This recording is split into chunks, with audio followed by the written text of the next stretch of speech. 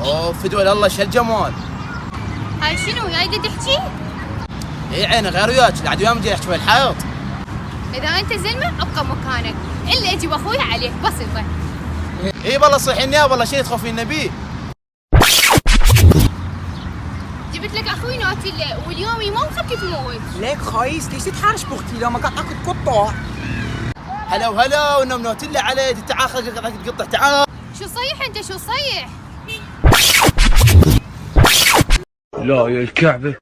يلا عيني بسرعة علي ما نغسل معين، علي شلو على اختك؟ والله ما علي انا البارحة غسلت معين، هسه على اختي عفيطي، وهاي اختك ام حليق وين القاها هسه؟ ايش ما ادري انا شوفيها قاعد تراسل بالحلو مالها، وين هاي عفيطة صار لي ساعة ادور عليها.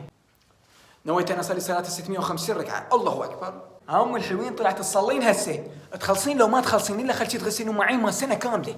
لا يا الكعبة.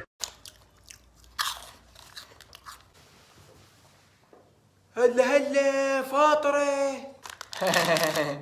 يا اخي انا تعبانه ما اقدر اصومن. وليش يعني ما تصومين ويانا ربك واحد مثلا؟ وش فهمه هذا الطعر؟ يا اخي ما اقدر اصوم تعبانه. شنو معنات تعبانه؟ ما افتهم ترى.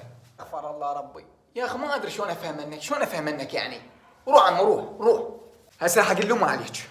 درى اقول لامي ويا امها هم فاطره. شنو حبيبي تايه؟ شكش بيك؟